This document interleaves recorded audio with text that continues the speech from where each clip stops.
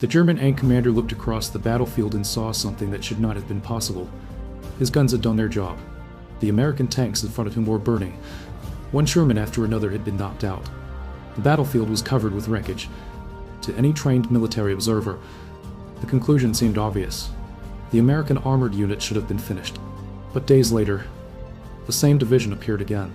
The same formations, the same number of tanks, the same steady advance. For German commanders, this created a question they could never fully answer. How could an army lose hundreds of tanks and keep fighting as if nothing had happened? The answer was hidden somewhere they could not see. Not on the battlefield, not inside the burning tanks, not in the decisions of generals.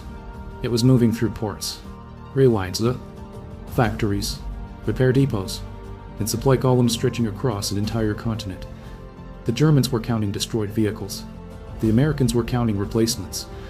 And those were two completely different wars. When the Allied armies broke out of Normandy in the summer of 1944, German officers believed they understood armored warfare. They had spent years studying it.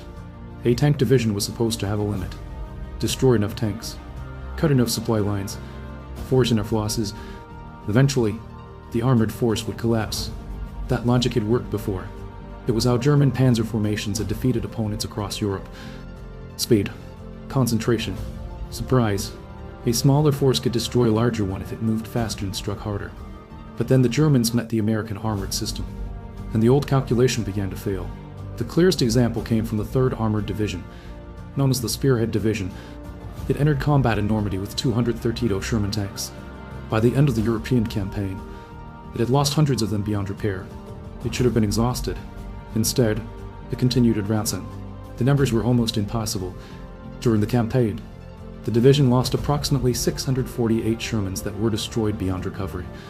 Another roughly 700 damaged tanks were repaired and returned to combat. The division had effectively gone through its entire tank inventory multiple times, yet the front line never saw a moment when the division simply disappeared. The Germans were destroying American tanks, but they were not destroying American armored power, because the tank sitting in front of them was only the final piece of a much larger machine. To understand the mystery, German officers first looked at the battlefield. They saw American tanks. They saw artillery. They saw aircraft. And many concluded that air power was the explanation. Field Marshal Gerd von Rundstedt returned repeatedly to the same answer during post-war questioning. Air power. Air power. Air power. He was right that Allied aircraft had transformed the battlefield, but he was pointing at the visible weapon, not the hidden system. The real question was not, how did America destroy German tanks? The real question was, how did America replace its own tanks faster than Germany could destroy them? The answer began thousands of miles away from Normandy, in factories that German commanders would never see. The Sherman tank was not created by a single workshop. It came from an industrial network. Factories across the United States produced the vehicles. The Detroit Tank Arsenal alone became one of the largest tank production facilities in history. By 1944, it could produce hundreds of Sherman tanks every month. Across the war, American industry built roughly 49 Sherman tanks.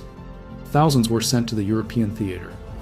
They crossed oceans, moved through ports, traveled by rail, passed through supply depots, and eventually reached front-line divisions. The German army saw only the final step. An American tank appeared. A German gun destroyed it. Then another American tank appeared. The missing part was everything between those two moments. The pipeline. The Germans had no way to attack what they could not see. A destroyed Sherman was not the end of an American armored unit. It was a request, a report, a replacement order, a vehicle moving forward through a massive logistical chain. Inside the American armored divisions, men worked to keep this system alive. One of them was Lieutenant Belton Cooper of the 3rd Armored Division's Ordnance Battalion. His job was not to command tanks. It was to recover them. After battles, he moved through destroyed battlefields, examining damaged vehicles and deciding what could return to service. Some tanks were repaired. Others were removed from the battlefield forever. Every decision affected the strength of the division. Cooper traveled hundreds of miles each week carrying reports between front-line units and supply organizations. The information was too important to simply transmit openly. The numbers revealed how many tanks a division had lost, how quickly it was recovering, and whether German intelligence could exploit a weakness. But behind every report was a larger question. Could the American system replace losses faster than combat could create them?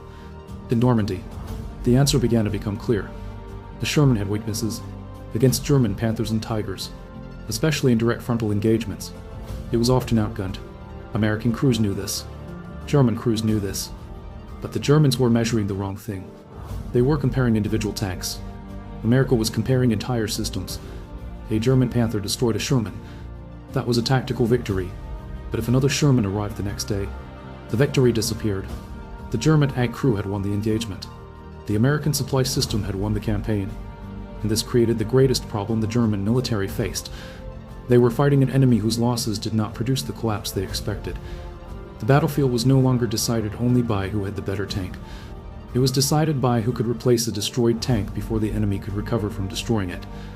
And Germany was about to discover that while it could build remarkable weapons, it could not build them fast enough to survive a war against a nation that had turned replacement itself into a weapon. The difference became impossible to ignore during the final year of the war. German armored units were still capable of destroying American tanks. Sometimes, they were extremely effective. A Panther could strike from distances where a Sherman struggled to respond. A hidden anti-minus tank position could destroy an entire group of advancing vehicles. On a tactical level, German crews could still create disasters for American units. But every destroyed Sherman created a question. What happened next? For the German army, the answer was often silence. A lost tank was a permanent loss. A damaged vehicle might wait weeks for parts that never arrived.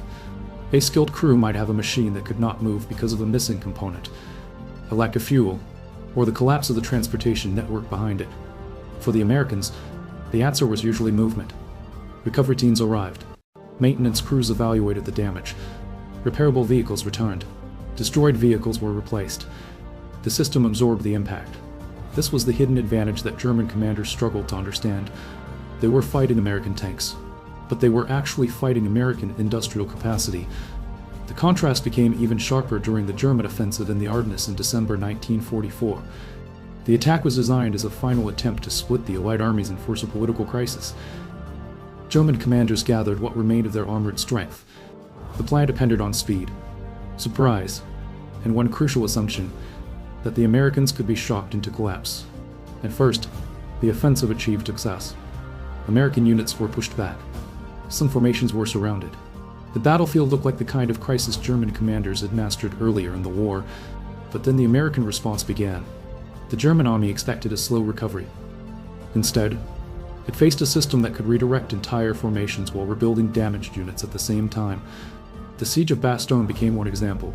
The surrounded American defenders were supplied by aircraft dropping ammunition, food, and medical supplies. The battlefield was isolated. The supply system was not. Behind the front lines, the machinery continued. Ships crossed the Atlantic. Ports unloaded equipment. Rail networks moved supplies forward. Maintenance units rebuilt combat power. The Germans were fighting a battle. The Americans were maintaining a war. By early 1945, the difference had become measurable. German ink production had peaked earlier in the war and was declining under the pressure of bombing, resource shortages, and collapsing infrastructure. American production continued. The numbers moved in opposite directions. Germany was trying to preserve every remaining armored vehicle. America was replacing destroyed ones. The German army had built a system around protecting scarce equipment. The American army built a system around replacing losses. That difference changed everything. It also changed the way German commanders interpreted American tactics. At first, many believed American reliance on material was a weakness.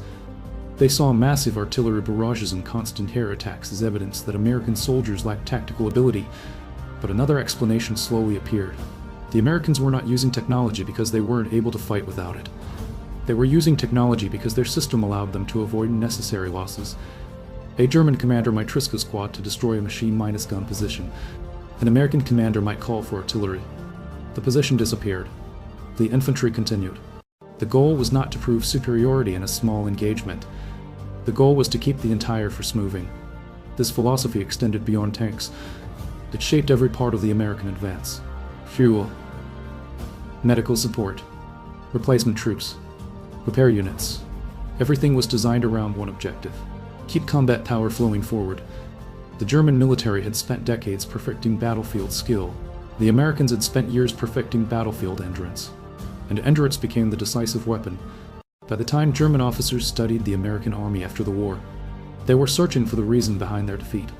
Some pointed to air power, others pointed to artillery, some pointed to overwhelming numbers. All of these explanations were partly true, but they missed the deeper mechanism. The Americans had created a military system where a destroyed tank was not necessarily a strategic victory. It was only a temporary event. The system behind the tank determined what happened next. The experience of men like Belton Cooper revealed the invisible side of war. The people recovering damaged vehicles, the workers producing replacements, the crews unloading ships, the railway units rebuilding destroyed transportation routes. They rarely appeared in battlefield histories, but without them, the tanks at the front could not exist. The German army often defeated the weapon in front of it. The American system defeated the weapon behind it. By the spring of 1945,